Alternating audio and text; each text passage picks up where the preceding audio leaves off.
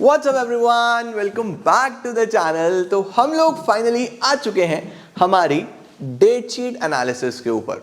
I am damn sure आप सबने date sheet देख ली होगी, हजारों वीडियोस यूट्यूब पे आप लोगों ने देख ली होगी। बट मुझे पता है तुम लोग को एक वेट था कि कब कब हमारा भाई हमारे लिए वीडियो लेके आए और हमें बताए कि क्या अच्छा है क्या बुरा है, क्योंकि I was on vacations. But मेरा पूरा फोकस यही था कि डेट शीट आया मैं तुम्हें अपडेट करूं। मैंने वेकेशन से भी तुम्हें अपडेट कर दिया था, बट आज कुछ अलग डिस्कशन करेंगे। देखना है डेट शीट कैसी है, क्या इसमें खास है, किस तरीके से इस डेट शीट की मदद से हम बहुत अच्छा परफॉर्म कर सकते हैं और क्या क्या चीज़ों का स्पेसिफिक ध्यान रखना है इन आने वाले 90 डेज में। जैन, फेब, मार्च 31 पे हमारे एग्जाम खत्म हो रहे हैं। अच्छे ही खत्म करेंगे, हमारा फाइनेंशियल ईयर है, अच्छे ही खत्म करेंगे। तो चलो जल्दी से देखते हैं इस डेट शीट के पॉजिटिव्स नेगेटिव्स। कुछ इंपॉर्टेंट चीजें बताता हूं और कुछ अच्छी सी स्ट्रैटेजीज के साथ साथ चीजें स्टार्ट करते हैं। चलिए लेट्स बिगिन।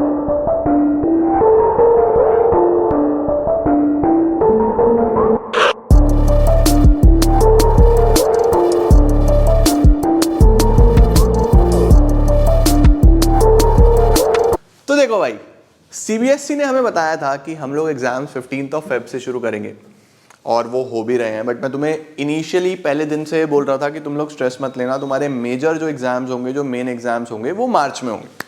बिल्कुल वैसा ही हुआ। एक इंग्लिश का एग्जाम हमारा पहले आ रहा है, प्लस जिनका 5th 6th subjects Hindi, entrepreneurship, इस तरीके के सब्जेक्ट्स हैं, उनके एग्जाम्स पहले आ रहे हैं। तो डेट शीट को अगर हम ध्यान से देखें तो हमारा 15 फेब को फर्स्ट एग्जाम ईपी का है, जिनका 5th या 6th सब्जेक्ट ईपी होगा। ईपी की अगर मैं बात करूं तो मैंने लास्ट ईयर बच्चों को पूरा ईपी कराया था और ईपी मैंने टर्म 2 में उनका प्रॉपर प्लेलिस्ट बनाया हुआ था। तो आप लोग वो जाके चेक कर सकते हो, वीडियोस आपकी हेल्प करेंगी। आपका ईपी फुल प्रिपेयर हो जाएगा और आपको उसमें किसी भी तरीके की कोई प्रॉब्लम नहीं आएगी अगर आप उसको ध्यान से देखते हो। इन केस आपके पास ईपी नहीं है तो फिर 20 को आपका हिंदी, जिन बच्चों के पास 5th सब्जेक्ट हिंदी होता है उनके 20 से स्टार्ट होंगे। जिनके पास हिंदी नहीं है तो उनके 24 फेब से एग्जाम स्टार्ट हो रहे हैं। तो समहाउ मुझे ऐसा लगता है कि आप लोग अपने नॉर्मल प्रिपरेशन 18 तक तो कर सकते हो, कि 18 फेब तक आप अपनी तैयारी चालू रखो। उसके बाद 19, 20, 21, 22, 23 5 डेज में आप एक कोर इंग्लिश की प्रिपरेशन कर सकते हो कि यार मैं सिर्फ और सिर्फ इंग्लिश पढ़ूंगा, अब मैं और कुछ नहीं पढ़ूंगा। तो 18 से पहले आप इंग्लिश अपना स्टार्ट कर दो फेब के फर्स्ट वीक में। आई गेस फेब से आप फर्स्ट वीक से थोड़ा मेजर सिंसियरिटी के साथ इंग्लिश पढ़ो। ऑल्दो अभी से शुरू करोगे तो चलेगा, बट फर्स्ट वीक से बिल्कुल प्रॉपर सिंसियरिटी के साथ पता होना चाहिए कि यार मुझे 1-1.5-2 घंटा इंग्लिश को देना है फर्स्ट फेब से अच्छे से। तो आपका इंग्लिश अच्छे से हो जाएगा, इतने में हो जाता है, बढ़िया तैयारी हो जाती है। इंग्लिश के बाद अगर मैं देखूं तो मैथ्स और नॉन मैथ्स दो कैटेगरी है। मैथ्स वालों का 11th को बैठ जाता है, तब भी बहुत दिन मिले हैं भाई, तब भी बहुत दिन मिले हैं। और नॉन मैथ्स अगर आप हो, फिजिकल होगा आपके पास, फिजिकल वाले बच्चों को भी 13 मार्च बहुत सारे दिन। और जिनके पास फिजिकल भी नहीं है, कोई ईपी वगैरह है, तो वो तो मजे ही मजे हैं, उनके लिए इकोनॉमिक्स के लिए बहुत दिन बीच में आ रहे हैं। फिजिकल एजुकेशन की अगर मैं बात करूं, क्योंकि मैथ्स देखो अपने कवरेज क्षेत्र से बाहर है, फिजिकल एजुकेशन भी मैंने पूरा का पूरा सिलेबस अपलोड करा हुआ है। अगर आपको देखना हो तो प्लेलिस्ट भी बनी हुई है, आप वहां से जाके पढ़ना शुरू कर सकते हो। और इस ईयर भी हम लोग डेफिनेटली कुछ ना कुछ फिजिकल एजुकेशन वालों के लिए जरूर करेंगे। दिल है ना, मानता नहीं है कि भाई बच्चों के लिए कुछ ना कुछ करके चलना है, कैसे भी हो जाए। Then you have economics. Economics का पूरा प्रॉपर प्लान, एग्जाम्स में क्या कैसे किस तरीके से होने वाला है, वो सब मैं आपको बताऊंगा, तो उसकी टेंशन लेने की बात नहीं है। इको में काफ़ी अच्छे दिन मिल रहे हैं।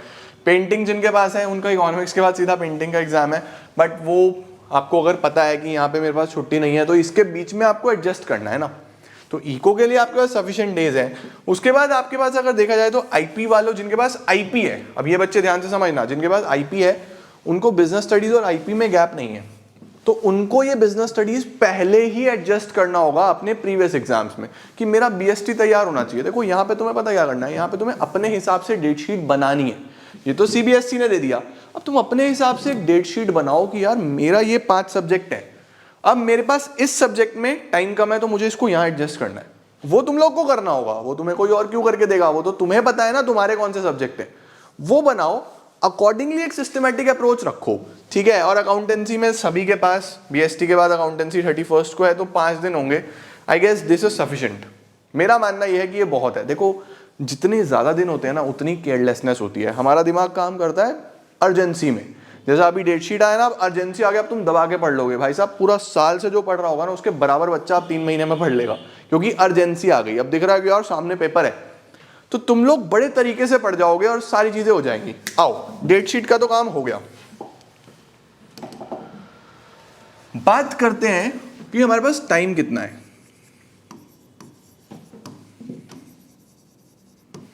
ये पूरा का पूरा एग्जाम मंथ है, जिसको मैं समझता हूं कि बेस्ट प्रिपरेशन होता है इसके अंदर, क्योंकि 31 मार्च को यार तुम्हें महीने में 31 दिन में पेपर तो 5 ही देने हैं, जिसमें इंग्लिश का तुम्हारा यहाँ हो चुका है। तो तुम्हारे यहाँ पे 31 डेज तुम्हें मिलने वाले हैं, और 31 डेज में तुम्हें कितने पेपर देने हैं? 4 पेपर देने हैं। तो यानी लगभग अगर देखो ध्यान से तो 8 डेज पर सब्जेक्ट तुम लोग को तो यहां मिल जाएंगे यार। 8 दिन में मैं तुम्हारा पूरा तैयारी करा सकता हूं दोबारा से, शुरू से लेकर लास्ट तक सब। तुम्हारे पास यहां बहुत सफिशिएंट टाइम होगा पढ़ने के लिए अच्छे से, कोई टेंशन वाली बात ही नहीं है। यहां पे अगर मैं बात करूं फेब में, तो यहां पे इंग्लिश की आपको तैयारी करनी है, जो कि मैं तुम्हें बता ही चुका हूं कि आप लोग 18 से भी अगर स्टार्ट करो तो 18 से 24 ये तो तुम्हारा कोर इंग्लिश को जाना चाहिए, for core English. Other than this जो आपके पास टाइम बचता है उसमें क्या करना है, उसमें आप अपने अलग सब्जेक्ट्स उठा सकते हो। अलग सब्जेक्ट्स किस तरीके से उठा सकते हो यार? अकाउंटेंसी उठा लो, बीएसटी उठा लो, जिसमें तुम्हें लग रहा है कि यहाँ पे मेरा टाइम कम है, उसको उठा के तुम लोग तैयारी कर सकते हो। जनवरी तो तुम्हारा मेन है, यहाँ पे मेन चीजें कर लो, कोर्स कंप्लीशन कर लो, आराम से करो, कोई समस्या वाली बात नहीं। कोर्स कंप्लीशन कर लो, ठीक है। मतलब आप आज से भी शुरू करो, आज 4 जनवरी है, कल 5 जनवरी है, आप आज से भी शुरू करो तो भी आप कर सकते हो। आप मेरे यूट्यूब से पढ़ रहे हो, आराम से कर सकते हो। जिन बच्चों को जल्दी रहती है, मैं साथ साथ तो नई वीडियोस तो डाल ही रहा हूँ, बट जिनको और जल्दी रहती है तो उन्होंने प्रीवियस वीडियोस से कर लिया होगा। मैंने पूरा सिलेबस डाला हुआ है, इट इज सेम, मोर और लेस द सेम, कुछ भी चेंजेस नहीं है। जो नया माइनर सा 1-2% का चेंज है वो तुम नई वीडियोस से कर सकते हो, वो आपने कर लिया होगा। अदरवाइज मेरे साथ साथ करके चलो, आप आसानी से यहाँ पे सारी ही चीजें प्रिपेयर कर सकते हो। जिनका नहीं हुआ, जो लोग बिल्कुल शुरू से अभी तक भी कुछ नहीं करा, तो उनको पता होगा हमारा एक नया कोर्स जो कि है जोश, एक नया कोर्स हमारा स्टार्ट हो रहा है कल से। तो कल से हमारा 5 से हमारा कोर्स स्टार्ट हो रहा है, जो कि लाइव कोर्स रहने वाला है। इसके अंदर हम लोग सब कुछ कवर करने वाले हैं, सब कुछ कवर करेंगे हम लोग, each and everything from starting to end live. तो अगर आपको उस कोर्स के बारे में आपने वीडियो नहीं देखा, आपने चेक नहीं करा, तो उसका वीडियो का लिंक मैं डिस्क्रिप्शन में दे दूंगा, आप चेक कर सकते हो। और ये हमारा one of the best course होता है, मतलब if you want to enrol in that, तो that is our best course जो कल से स्टार्ट होगा। और उसमें अंदर हम लोग हर साल, मतलब लास्ट ईयर भी we got somewhere around 500 students, जिनके 90-95% प्लस थे, और वो अभी बहुत रेप्यूटेड कॉलेजेस में बैठे हुए हैं सब बच्चे। तो अगर आप लोग कोई ऐसा कोर्स सर्च कर रहे हो, आपको लगता है कि यार मुझे लाइव क्लास करना है, रिवीजन करना है, टेस्ट सीरीज करनी है, मुझे फर्स्ट से लेकर लास्ट तक सभी प्रिपरेशन चाहिए, तो ये कोर्स आपके लिए ओपन है, जो कि कल से शुरू होगा। आप उसमें एनरोल कर सकते हो। For any queries 01140848482। ऑलरेडी बच्चे एनरोल कर चुके हैं, आज का दिन लास्ट है, तो अगर आपको करना है तो आप इसको ज़रूर चेक करना। इसके बाद अगर मैं बात करूं कि हम लोग जनवरी का कैसे बेनिफिट ले सकते हैं फ्रॉम यूट्यूब, तो यार प्लेलिस्ट आपके पास प्रिपेयर्ड है, पूरी की पूरी प्लेलिस्ट आपके पास प्रिपेयर्ड है। जो न्यू वीडियोस मैं आपको साथ साथ लेके चल रहा हूँ, जैसे न्यू वीडियोस की अगर मैं बात करूँ तो बिजनेस स्टडीज़ में हमारा बस कंज्यूमर प्रोटेक्शन एक चैप्टर बचा है।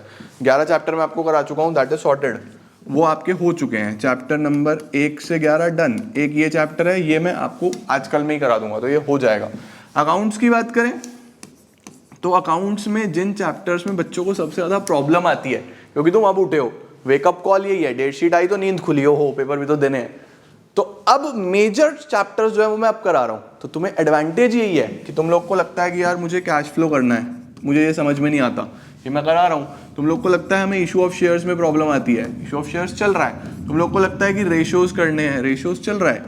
अदर देन दैट जो हमारे छोटे मोटे चैप्टर बचे हैं वो साथ साथ लेके चलेंगे यार, ऐसी कोई प्रॉब्लम वाली बात ही नहीं है। इकोनॉमिक्स की अगर मैं बात करूँ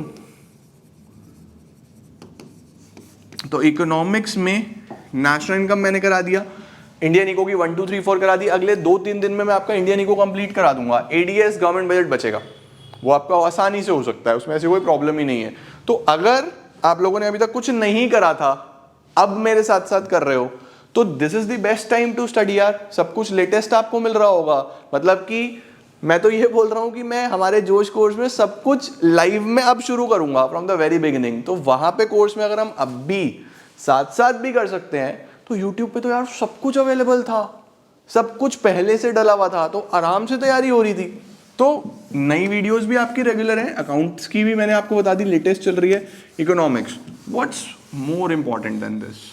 ठीक है, सबसे पहले सबसे इंपॉर्टेंट चीज होती है सिलेबस, जो कि बहुत इंपॉर्टेंट होता है। दिस इज डन, ठीक है। दूसरी चीज क्या होती है? Second most important thing, revision. ये आपकी दूसरी मोस्ट इंपॉर्टेंट चीज होती है। अब आप लोग सोच रहे होंगे कि सर रिवीजन करने के लिए तो सिलेबस पूरा करना पड़ता है। नहीं भाई, ऐसा नहीं है, ये माइंडसेट चेंज करो। आपने एक चैप्टर करा, आप दूसरे चैप्टर पे आ गए, तो आपको इसका रिवीजन चाहिए भाई। ह्यूमन बीइंग हो, चिप थोड़ी ना हो, मेमोरी कार्ड थोड़ी ना हो कि डाल दिया और सेव हो गया, वो लाइफ टाइम रहने वाला है, ऐसा नहीं होने वाला भाई। 4 दिन बाद भूल जाते हैं हम लोग कि हमने क्या पढ़ा था। तो आप एक चैप्टर करते हो, दूसरा शुरू करो, इसका रिवीजन उठा लो। इसका रिवीजन कैसे करना है सर? फास्ट फॉरवर्ड करो यार वीडियो चलाओ 2x पे, उसको करना शुरू करो और फटाफट उसको माइंड से निकाल दो एक बार। दूसरा क्या काम करना है? ये रिवीजन जब हो गया, रिवीजन के साथ आपको जो तीसरा इंपॉर्टेंट पार्ट है वो है प्रैक्टिस।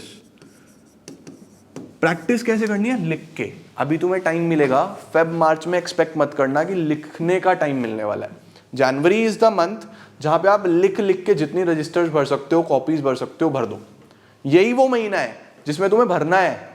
इसके बाद कब भरोगे भाई? मार्च में तुम्हारे पास एग्जाम डेज होंगे, उसमें रिवीजन करोगे, ऊपर से सारी चीजें देखोगे या लिखोगे वहां बैठ के, टाइम लगता है। तो जनवरी इज द मंथ जहां पे आपको ये सारी चीजें करनी है। तो सिलेबस अपना निपटाओ, आराम से कर लो। जैन एंड तक भी हो गया तब भी टेंशन वाली बात नहीं है, क्योंकि आप रिवीजन साथ साथ कर रहे हो। तो आपका एक चैप्टर होता है, दूसरा उठाओ, साथ साथ रिवीजन कर लो। आपका तीसरा चैप्टर होता है, तो तीसरे में 1 2 का रिवीजन चाहिए। चौथा चैप्टर होता है तो 1 2 3 का रिवीजन चाहिए। उसके बाद आप क्या करो? उसके बाद आप अपने वीकली टेस्ट,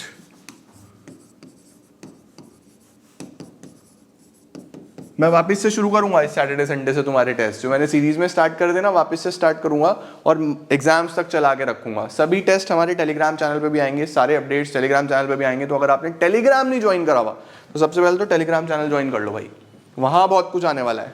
तो weekly test, important questions, assignments, sheets, मैं सब आपको अपडेट करूंगा। And all this on my Telegram channel. मैं यूट्यूब पे भी अपलोड कर दूंगा, टेलीग्राम पे भी अपडेट करूंगा। Telegram is easy to find out, YouTube कई बार नोटिफिकेशन ही नहीं भेजता, इसीलिए मैं वहां अपलोड कर देता हूँ सारी चीजें, ठीक है। तो सिलेबस हो गया, रिवीजन हो गया, प्रैक्टिस हो गया, वीकली टेस्ट। हर वीक तुम लोग खुद को एनालाइज करो, संडेज का बेनिफिट्स लो, ठीक है। After that month on month strategy, month on month, कि मेरा जनवरी का क्या प्लान रहना चाहिए, मेरा फेब का क्या प्लान रहना चाहिए, मुझे मार्च में अब कौन से पेपर को कितने दिन देने हैं, क्योंकि डेट शीट इस तरीके का है कि गैप्स बहुत ज़्यादा है। तो आप अगर 16 दिन 17 दिन इको ही पढ़ते रहोगे तो that is not a very wise decision. आपको वहाँ पे थोड़ा समझदारी दिखानी है, थोड़ा स्मार्ट वर्क दिखाना है, कुछ अदर सब्जेक्ट्स को बीच में टाइम देना है। अब वो बच्चे क्या करते हैं, मैं सुबह इको पढ़ रहा हूँ, शाम को बीएसटी कर रहा हूँ। नहीं भाई नहीं, ऐसा नहीं करना। बल्क में उठा लो, 3 दिन इको पढ़ लिया, अब 2 दिन बीएसटी पढ़ो, रिलैक्स करो, इको को छोड़ दो, उसके बाद फिर इको उठा लो। तो वो सारी चीज़ें बताऊंगा तुम्हें टाइम टू टाइम, क्योंकि तुम लोगों के लिए नया है, हमारे लिए रूटीन है। इतने सालों से मैं पढ़ा रहा हूँ, मैं ये सब कुछ ट्राई एंड टेस्ट कर चुका हूँ, तो मुझे पता है मैक्सिमम आउटपुट कहाँ से आने वाला है। And that is why I am here. मैं तुम्हें बेस्ट चीज़ें बताने वाला हूँ जिससे तुम्हें मैक्सिमम आउटपुट मिल सके। यही तो पर्पज़ है यार, तुम क्यों देख रहे हो? अगर सब कुछ नॉर्मली चलेगा तो वो तो तुम्हें आता ही है, तुम क्यों चेक कर रहे हो कि यार कुछ ऐसा मिल जाए कि हमारा क्विकली सारी चीज़ें हो जाए, मैक्सिमम आउटपुट मिल जाए। That is why I am here ना, टेंशन वाली बात ही क्या है यार। सिलेबस हो गया तुम्हारा, रिवीजन हो गया, प्रैक्टिस हो गया, वीकली टेस्ट हो गया, मंथ ऑन मंथ स्ट्रैटेजी बहुत इंपॉर्टेंट होती है। इसके बाद मंथ ऑन मंथ तुमने स्ट्रैटेजी बना दी, उसके बाद तुम्हारा इवैल्यूएशन। अपने आप को चेक करो वीकली बेसिस पे, क्योंकि तुम्हारे को ना कुछ चाहिए। वीकली बेसिस पे तुम्हारे पास रिटर्न में होना चाहिए कि तुम्हारे पास 18 चैप्टर्स हैं, हमारे पास सपोज 18 चैप्टर्स हैं, मैंने पिछले वीक में 2 कवर कर लिए, अब तुम्हें दिखना चाहिए कि 16 बचे यार, और 16 के लिए 3 हफ्ते बचे, तो कैसा होगा? तो अकॉर्डिंगली काम डिवाइड करो और उसके बाद इवैल्यूएट करो, टेस्ट दो, टेस्ट देने के बाद मार्क्स देखो, अपनी परफॉर्मेंस चेक करो। जब तक परफॉर्मेंस नहीं चेक करोगे तुम्हें पता ही नहीं लगेगा। उसके लिए सबसे अच्छा तरीका होता है कि आप कोई भी सैम्पल पेपर सॉल्व कर सकते हो। सैम्पल पेपर में भी 2 प्रकार के सैम्पल पेपर होते हैं, एक होते हैं चैप्टर वाइज और एक होते हैं आपके फुल सिलेबस। तो फुल सिलेबस का मुझे पर्सनली ऐसा लगता है कि अभी टाइम नहीं आया है, फुल सिलेबस तुम फेब में सॉल्व करना, अभी चैप्टर वाइज उठाओ कि चैप्टर वाइज कौन कौन से प्रीवियस ईयर क्वेश्चंस हैं, चैप्टर वाइज कौन कौन से इंपॉर्टेंट क्वेश्चंस हैं, चैप्टर वाइज कौन कौन सी ऐसी चीजें हैं जो पहले आई हुई हैं। तो जो भी आप टॉपिक कर रहे हो उसके साथ 4-4, 5-5 सीबीएसई बेस्ड क्वेश्चन उठा के कर लो, तुम्हारा कॉन्फिडेंस बिल्ड हो जाएगा।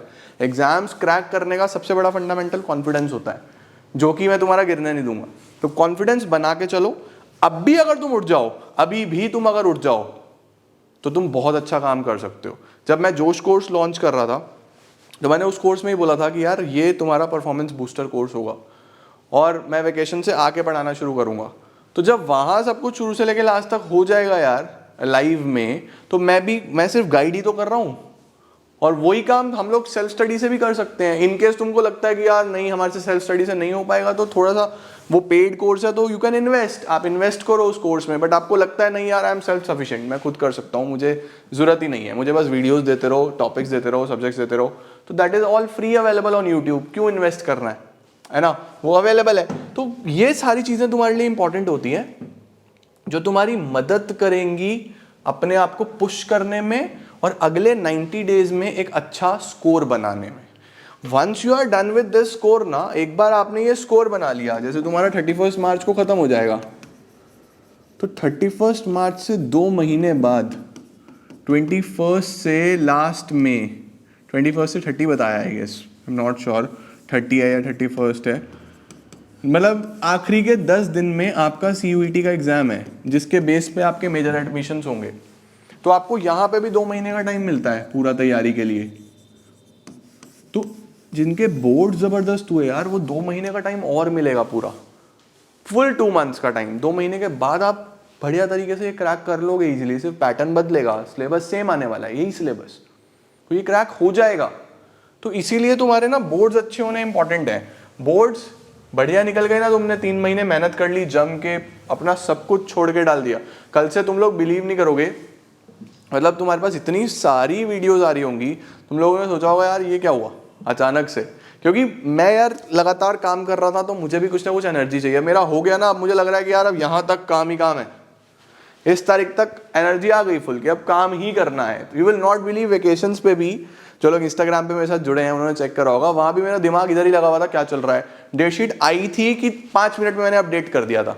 अब तुम सोचो जो इंसान वेकेशन पे है, एक ये उस स्टेट ऑफ माइंड को ढूंढ रहा है जहां पे कोई काम ना हो, वहां पे भी दिमाग काम में ही लगा हुआ था, क्योंकि पूरा दिन सोचना बस तुम्हारे बारे में ही लगा रहता है कि कुछ ना कुछ करना है, कुछ अलग करना है यार, कुछ बढ़िया करके देना है। तो we are preparing hard.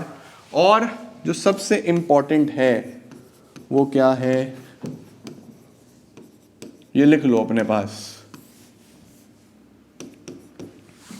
This is very important. उठना तुम्हें पड़ेगा भाई, ठंड का समय है, अगर बैठे रहोगे ना तो कुछ नहीं हो पाएगा। जागना तुम्हें ही है, उठना तुम्हें ही है, तुम्हारे अंदर कैपेबिलिटीज हैं, तुम्हारे अंदर कैलिबर है, तुम कर सकते हो, तुम्हें सिर्फ उठना है। उठो, एक्सक्यूजेस मत ढूंढो यार, एक्सक्यूजेस की जरूरत नहीं है कि यार ठंड है, मैं बीमार हूँ, ये हुआ, सब चलता है भाई, ये पेपर बार बार नहीं आएंगे, सब चीज़ बार बार आएगी, ठंड भी आएगी, गर्मी भी आएगी, बीमारी भी आएगी, अच्छा समय भी आएगा, बुरा समय भी आएगा, डिप्रेशन भी आएंगे, सब कुछ आएगा, ये पेपर दोबारा नहीं आएंगे।